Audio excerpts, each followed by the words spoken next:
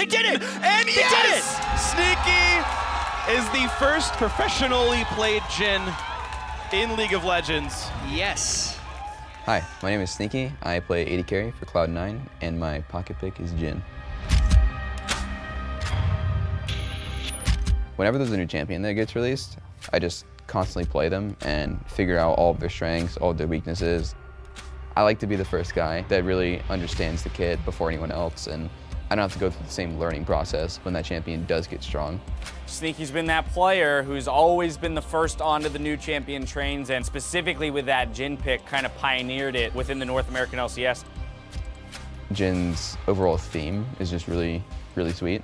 There's just so much in it. Like, there's the music when you start the game that's unique to him that I don't think anyone else can hear. There's music that plays when you're ulting that sounds really awesome. There's a bunch of quotes when you're playing him. Like, he's like whispering to you all the time. This stage is beneath my talent, but I shall elevate it.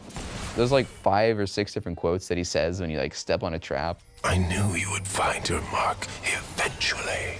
The first time I heard that, I was like, wait, that's actually really scary. Like, is that what people feel when they step on a trap? Like, they're actually just this spooked that they're about to get hit by something?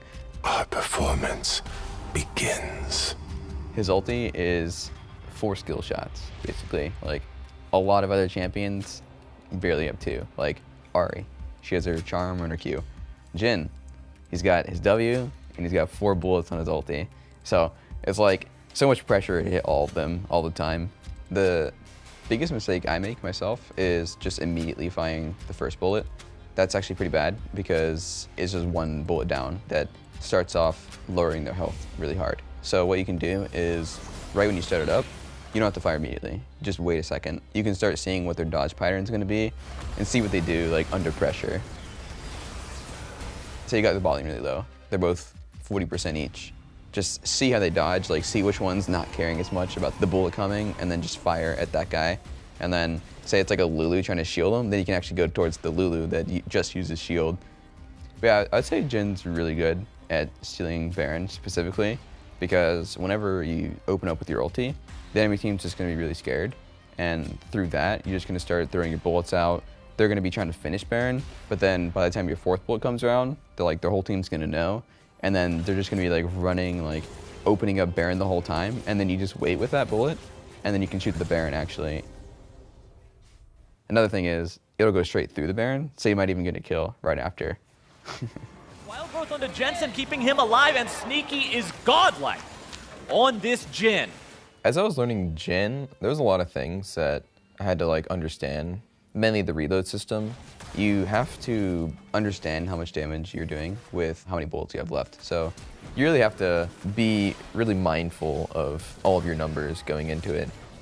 If you go into a harassing where you have 4 bullets left, it's actually gonna be really hard for you because it's gonna take so long to get to that 4th bullet that you're not really gonna be doing good damage until then. So if you can start off with 3, like you hit them once, you Q, you back up, you hit them again, they're gonna be really low, so they're gonna be really scared of that last shot, that 3rd one. One thing my stream viewers have always said is, why aren't you queuing before your 4th shot? But if you do queue before your 4th shot every single time, there's moments where you're not gonna be able to get both off, and in those moments, you'd still rather have the 4th shot going off rather than just the queue. It's mainly something that happens in laning phase, because you kind of just wanna do short trades most of the time. In the short trades, there's some moments where they're just about to be out of range and you can choose to get the Q or the 4th shot off. Otherwise, you'll be putting yourself in a position to get like thresh hooked or something. And getting that 4th shot gives you the move speed to get away. You can do anything else, like move forward if you need to after the 4th with that move speed.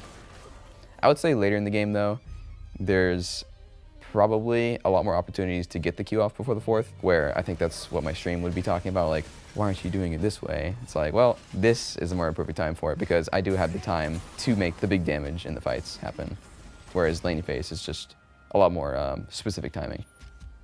The first time I played Jhin, it was about as good of an experience I expected. The traps was really fun to screw around with the first time because I had no idea what to do with him. I just like throw them all in one bush and watch them all do absolutely nothing or like have a cool little blossom rose explosion. The best spots to put your traps in are around mid lane, mainly, just on the sides of the like 2 corners in the very center of mid lane is really good. If the tier 1 turret's dead, then you can put it on like the right of the rubble. That one's really hard to walk by. Basically, you want to put them anywhere that isn't straight down the lane, because the minions are going to walk over that and then they're just going to get procced all over the place and you can't really use them anymore. If you can throw your traps right on top of the pink ward, it makes it a lot harder to clear. They'll just hear the Jhin quote when they're trying to clear the pink ward. It's like, oh, maybe I'll back off, I'm sorry. You don't want to be using your W like naked.